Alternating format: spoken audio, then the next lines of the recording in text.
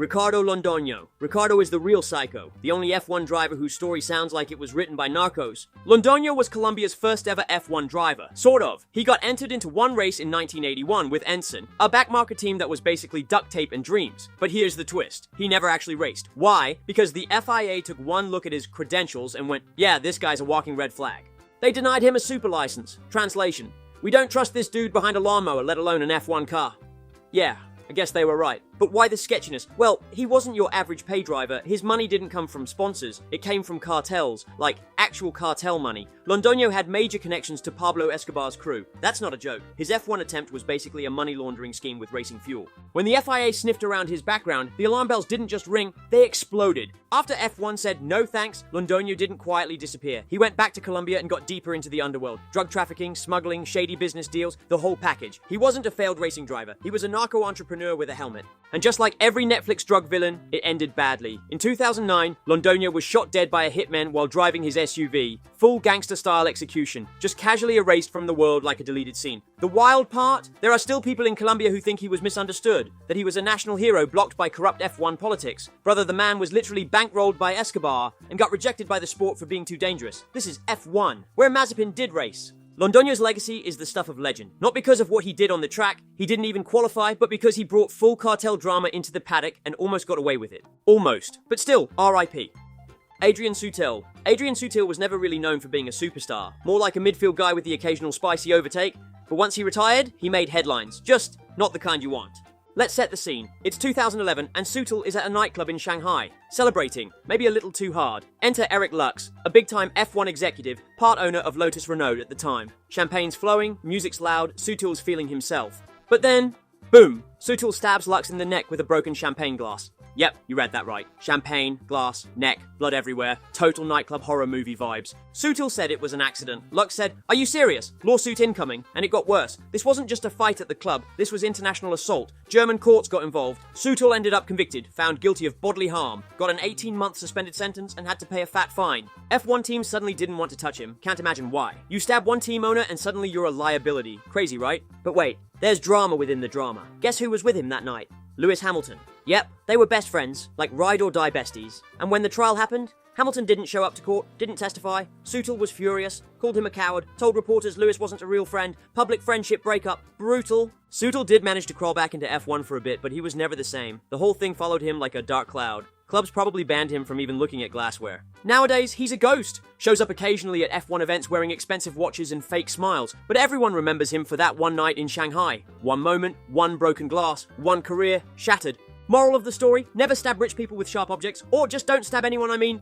Nelson Piquet. Nelson was a 3-time world champion, one of the best drivers of the 80s, fast, smart, won titles with 2 different teams. But after he retired, he became that guy, the one who ruins every party by just opening his mouth. Seriously, Piquet didn't just fall off, he crashed into a wall of controversy, reversed back over it, then blamed the wall. First, he went after Ayrton Senna, you know, Brazil's national hero. Everyone else called Senna a genius. Piquet? He called him gay more than once, like it was some kind of insult, in interviews, on TV. It wasn't funny, it wasn't clever, it was just gross. But then, he took a shot at Nigel Mansell's wife. Said she was ugly, out of nowhere, for no reason. This wasn't racing talk, this was playground bullying, by a grown man with 3 world titles. But Piquet didn't stop. For years, he just kept saying the wildest, rudest things about other drivers. Think of your uncle after 3 beers at Christmas. Now give him a world championship and a camera crew. But the final straw came in 2022. He dropped racist and homophobic comments about Lewis Hamilton on a video in Portuguese in the 21st century. And when the video came out, F1 banned him from events. Finally, took them long enough. And when people called him out, he pulled the classic move. "Oh, I didn't mean it like that." Right, sure man, you just accidentally insulted everyone and their mom. Even his own son, Nelson Piquet Jr., got dragged into drama. Remember Crashgate? That's a whole separate scandal. Like father, like son, apparently. And still, some fans defend him, say he's just old school. Nah, he's not old school, he's just rude. There's a difference. Nelson Piquet should have retired quietly, maybe opened a go-kart track, and told stories to kids who didn't ask. Instead, he turned into motorsport's biggest headache. He didn't just ruin his legacy, he set it on fire and then asked why everyone was mad about the smoke. What a crazy man. Felipe Massa. Felipe Massa is the guy who almost won a world title, cried like a Pixar character on the podium, and got hugged by his dad before being stabbed in the back by Formula One itself. And for a while, we all respected him. Mr. Nice Guy, Ferrari loyalist, class act. But then, the lawsuit happened. Let's rewind to 2008. The final race in Brazil, Massa wins. He thinks he's world champion. His family's celebrating. Ferrari's crying. Brazilians are losing their minds. For 30 seconds, it's a fairy tale ending. But then, Lewis Hamilton overtakes Timo Glock on the final corner and snatches the title. Felipe goes from champion to chump before the champagne's even open. Now fast forward 15 years, it's 2023. Massa suddenly wakes up one day and goes, wait a second, that Crashgate thing? That was fraud. I should be champion. So he launches a legal case to take the 2008 title back from Hamilton. Yes, this man is suing Formula One and the FIA to reverse a title result from 15 years ago like it's a parking ticket. He's demanding over $80 million and the championship trophy, as if the judge is going to say, you know what, you're right, let's just rewrite history. Hamilton, hand it over. And the best part? His entire case hinges on Crashgate, the scandal where Nelson Piquet Jr. crashed on purpose in Singapore to help his teammate Alonso. Massa says if the FIA acted faster, they would have cancelled the race and he wouldn't have lost those points. Technically true, logistically insane. He's hired lawyers, he's giving interviews, he's walking around like a man wronged by the gods of motorsport. Brother, we get it, you were unlucky.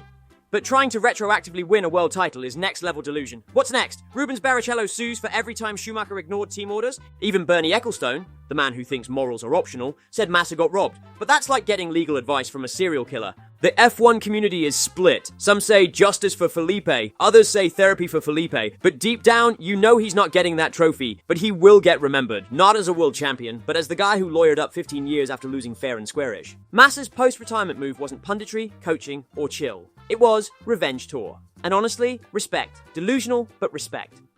Thomas Enge. The only F1 driver whose Wikipedia page reads more like a list of crimes than a racing career, but not even the cool kind of criminal, just a Czech guy who went from Formula Hope to prison so...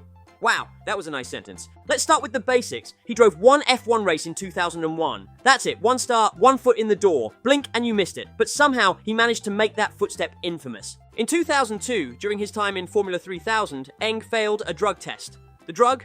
Marijuana. Yep. The man got busted for weed. The least performance-enhancing substance known to man. The only thing weed enhances is your snack cravings and your playlist. He was stripped of a win, suspended, and his already fragile F1 hopes went up in smoke. Literally. Most guys get dropped for lack of pace. Enge got dropped for vibing too hard. But that was just Act 1. Fast forward post-racing career. This dude went full chaos mode, involved in fraud, illegal business operations, some scheme involving dodgy car sales and phony documents. It got so bad the Czech authorities actually arrested him. He was sentenced to 3 years in prison in 2017. You know how some retired drivers become mentors or TV analysts? Thomas Eng said, nah, I think I'll run a scam. And honestly, he was right. Nah, of course not. At one point, Czech Motorsport was proud of him. He was the first from his country to make it to F1, a symbol of promise. Now, he's the example teachers use to scare karting kids into staying clean. He did try to make a comeback, drove in GT racing for a while, but his reputation was already in the bin. Even the shady teams didn't want him near their pit wall. And honestly, he probably would have faded into obscurity if he hadn't gone full Breaking Bad, Eastern Europe edition. From F1 dreams to cell block scenes, Thomas Enge is proof that you can absolutely fumble the bag after you retire, especially if that bag is filled with fake invoices and weed smoke. James Hunt, he didn't turn psycho after retirement. He was already halfway there before he quit racing. This guy won the 1976 world title by the skin of his teeth and the strength of his chest hair. He was wild, fearless, and allergic to shirts. The British public loved him. He was F1's rockstar, drinking champagne on the grid, smoking in the garage, and probably sleeping with your girlfriend during the cool-down lap. But once he stepped out of the cockpit, oh boy, he went full character arc. Cocaine, booze, women, repeat.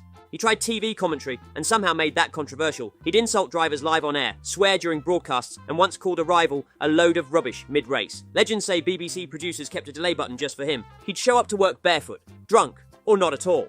There are stories of him storming out of studios mid-show or falling asleep between segments, and not in a cute oops way. More like, is James still breathing? kind of way.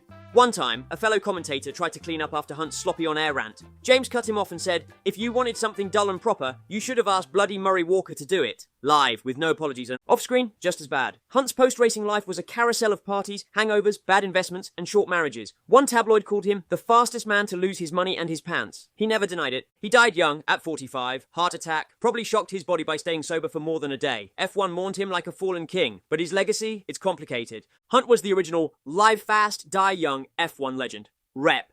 Romain Grosjean. Romain Grosjean spent most of his F1 career crashing like it was a part-time job. The man had more carbon fiber bills than championship points, but he wasn't a psycho until Bahrain 2020. That crash, the one where his car split in half and exploded into a fireball, that changed him. Like, permanently. He walked out of literal flames, hands melting, mumbling quotes like, "I saw death coming." It wasn't just a near-death experience, it was a straight-up resurrection arc. He should have retired, gone home, hugged his kids, written a book called How Not to Die in a Race Car, but nope.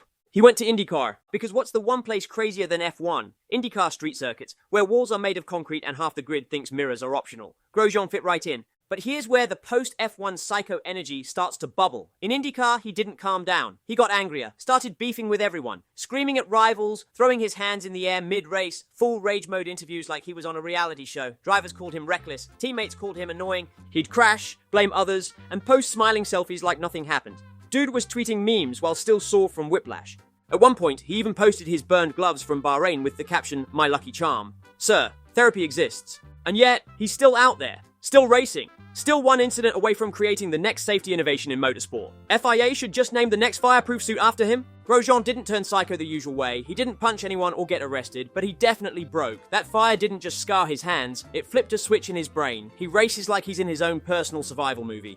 Jean-Louis Schlesser. You've probably never heard of him unless you're deep into F1 conspiracy forums, but trust me, this man went off the rails in a way that deserves its own Netflix doc. In F1, he's a footnote. He raced once. That's it. 1988 Italian Grand Prix. And even that turned into a meme, because he's the guy who accidentally blocked Ayrton Senna and cost McLaren their perfect season. Schlesser's later years were crazy soft to say. He started pushing wild theories, like how Senna's death was suspicious and maybe even faked. Seriously, faked. Like he thought Ayrton went into hiding with Elvis and Tupac. He also claimed racing elites were trying to silence him, that he was being followed, that people were listening in, classic paranoia energy. He basically turned into the motorsport version of your friend's uncle who won't shut up at family dinners about how the moon landing was shot in a garage. Eventually, Schlesser just disappeared. Not literally, but socially. Moved to North Africa, where he lives quietly, occasionally popping up in off-road races like some desert ghost. No arrests, no assaults, just years of whispering, theorizing, and isolating.